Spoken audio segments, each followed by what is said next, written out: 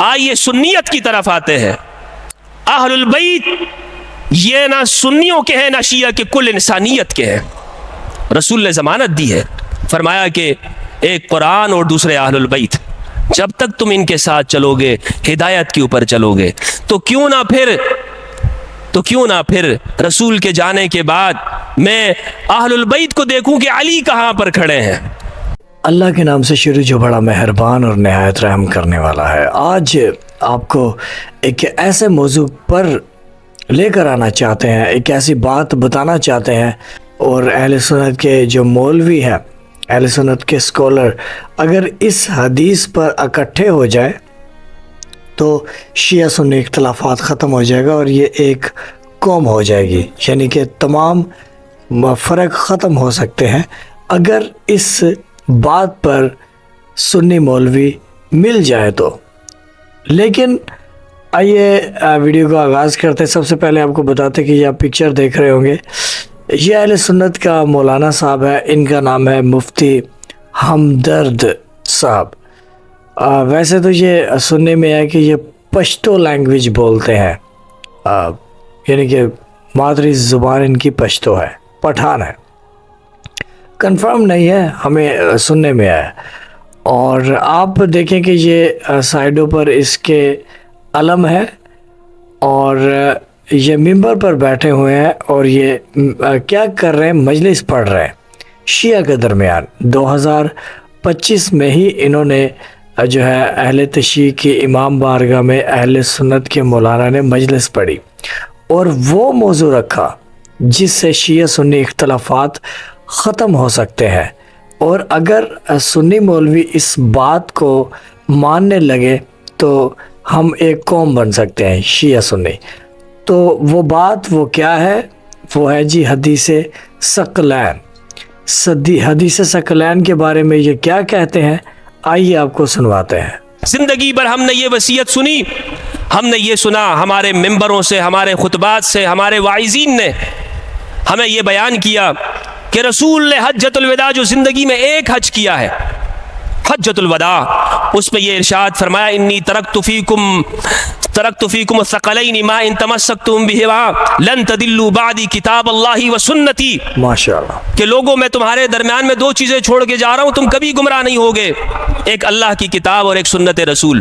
زندگی بھر ہم نے یہ سنا ہے، ہم نے یہی سنا ہے نا، لیکن یہ ہماری اہل سنت والجماعت کی صحاح کی کتابوں میں سے جو 6 صحاح ستہ ہے، بخاری، مسلم، ترمذی، ابن ماجہ، نسائی، ابو داود، مسند احمد بن حنبل، مصنف ابن ابی شیبہ، مصنف عبد الرزاق، صحیح ابن حبان، صحیح ابن خزیمہ، واللہ اللہ ایک بھی ان صحاح کی کتابوں کے اندر یہ روایت نہیں ہے۔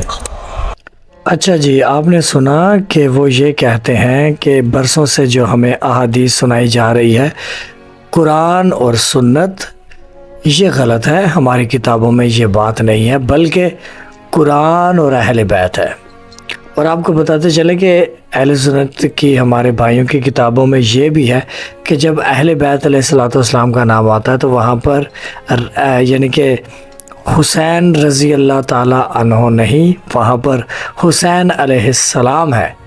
تو یہ مولوی کیا کہتے ہیں؟ رضی اللہ تعالیٰ عنہ ملا دیتے ہیں، کیونکہ اہل بیت اور صحابہ کو مکس کر دیا جائے، جو اہل بیت علیہ الصلوۃ والسلام کا مقام ہے ان کو رضی اللہ تعالیٰ کے چکر میں لا کر صحابہ کے ساتھ ملا دیا جائے، تو اسی لیے یہ علیہ السلام نہیں رضی اللہ پڑھتے ہیں۔ اور انہوں نے یہ جو جھوٹ بتا دیا ہے کہ بھائی ہمارے یہ مولوی جھوٹ بولتے ہیں، قرآن اور اہل بیت ہے، اور شیعہ تو قرآن اور اہل بیت کی بات کرتے ہیں۔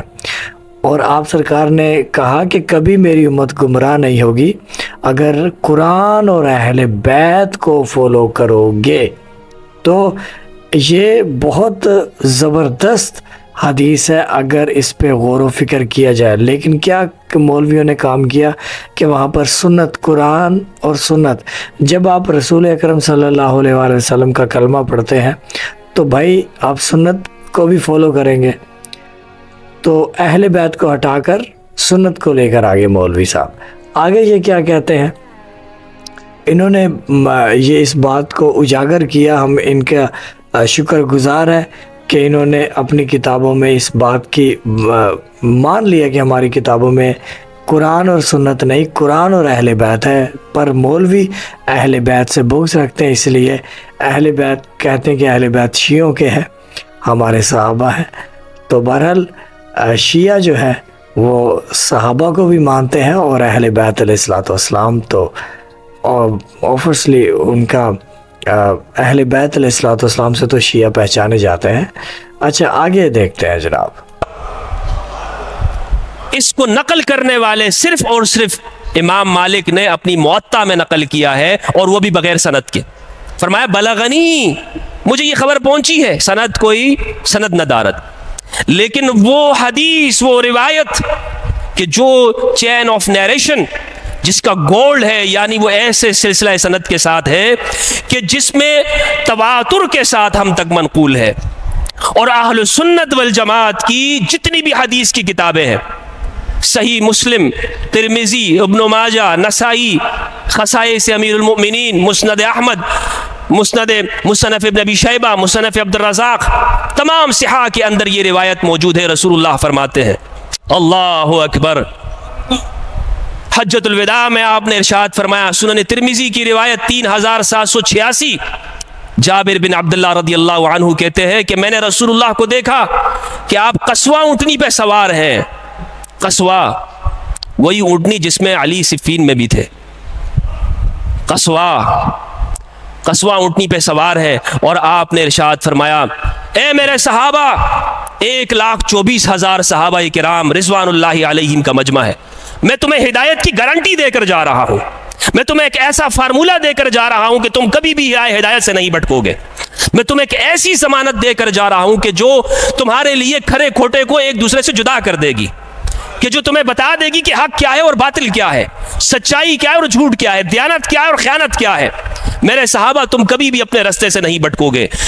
فرمایا ایک ہے اللہ کی کتاب اور دوسری ہے عطرتی اہل بیتی، اللہ کی کتاب اور میری عطرت یعنی اہل البیت، یہ دونوں ایک دوسرے کے ساتھ ساتھ ہیں، یہاں تک کہ حوض کوثر پر میرے پاس آ جائیں گے۔ یہ سنن ترمذی میں، صحیح مسلم میں فرماتے ہیں 6225 روایت، رسول اللہ نے فرمایا، اے میرے صحابہ، قریب ہے کہ میں تمہیں چھوڑ کے چلا جاؤں، قریب ہے کہ میں تمہیں الوداع کہہ دوں، مجھے معلوم ہے کہ میں جا رہا ہوں، لیکن میں تمہیں ایسے نہیں چھوڑ کے جا رہا ہوں۔ اے میرے صحابہ، میں تمہیں بیار و مددگار نہیں چھوڑ کے جاؤں گا، میں رحمت للعالمین ہوں، تمہیں ہدایت کی ضمانت دے کر جاؤں گا۔ زید بن ارقم رضی اللہ عنہ کہتے ہیں کہ آپ نے فرمایا غدیر خم کے مقام پر کہ میں ایسی گراں قدر چیز چھوڑ کے جا رہا ہوں کہ جو ثقلین ہے، اور بعض روایات کے اندر مسند احمد میں ہے خلیفتین ہے، 2 خلیفہ چھوڑ کے جا رہا ہوں۔ چھوڑ دو سنی اور شیعہ کی بحثیں، آئیے سنیت کی طرف آتے ہیں۔ اہل البیت یہ نہ سنیوں کے ہیں نہ شیعہ کے، کل انسانیت کے ہیں۔ رسول نے ضمانت دی ہے، فرمایا کہ ایک قرآن اور دوسرے اہل البیت، جب تک تم ان کے ساتھ چلو گے ہدایت کے اوپر چلو گے، تو کیوں نہ پھر رسول کے جانے کے بعد میں اہل البیت کو دیکھوں کہ علی کہاں پر کھڑے ہیں، کیوں نہ میں دیکھوں کہ سیدہ زہرا کہاں پہ کھڑی ہیں، کیوں نہ میں دیکھوں کہ پھر امام حسن کہاں پہ کھڑے ہیں، کیوں نہ میں دیکھوں کہ حسین کس سمت کے اندر ہے۔ یعنی جو اہل البیت کا موقف ہے وہی ایمان ہے۔ یہاں سے یہ واضح ہو جاتا ہے کہ اہل بیت علیہ الصلوۃ والسلام کہاں کھڑے ہیں، اور اہل بیت علیہ الصلوۃ والسلام کے مخالف آنے والے یقیناً ہمیں ان کو نہیں ماننا چاہیے۔ حضرت امام حسین علیہ الصلوۃ والسلام کے مقابلے میں یزید آیا، ہمیں نہیں ماننا چاہیے۔ حضرت امام علی علیہ الصلوۃ والسلام کے مقابلے میں جو آیا، ہمیں اسے نہیں ماننا چاہیے۔ سیدہ فاطمہ زہرا سلام اللہ علیہا، ان کے مقابلے میں جو آیا، ہمیں اسے نہیں ماننا چاہیے۔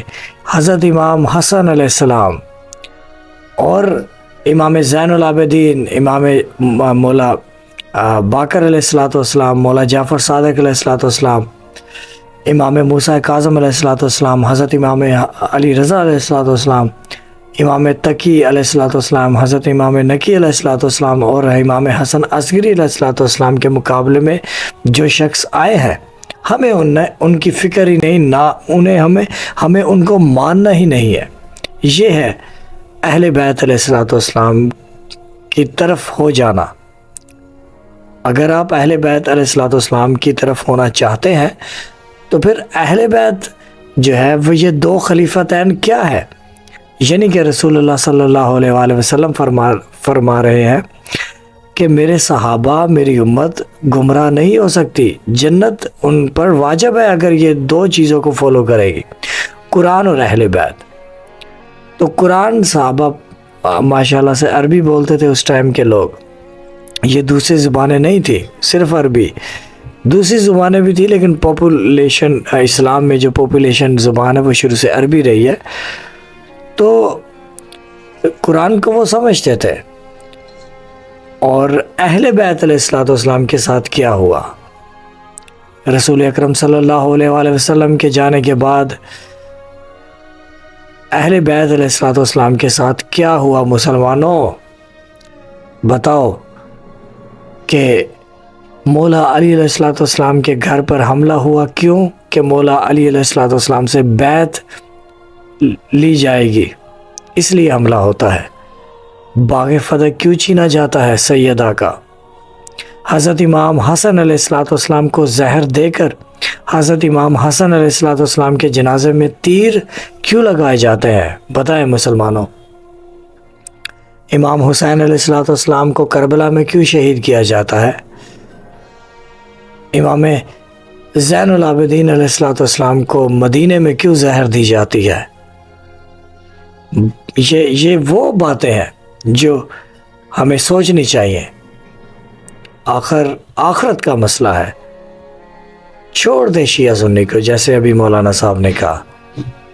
اگر آپ واقعی رسول اللہ صلی اللہ علیہ وآلہ وسلم کے ساتھ مخلص ہیں، اگر آپ واقعی خود کو احساس کرتے ہیں کہ ہمیں دین کی فکر ہے، اسلام کی فکر ہے، آخرت کی فکر ہے، رسول کی فکر ہے، اللہ کی فکر ہے، تو پھر بتائیں اہل بیت علیہ الصلوۃ والسلام کے ساتھ یہ ظلم کیوں ہوا؟ کون تھے یہ لوگ اور ہم کن کے ساتھ کھڑے ہیں؟ ہمیں مولویوں کے پیچھے لگنا ہے یا پھر اسلام کے پیچھے لگنا ہے؟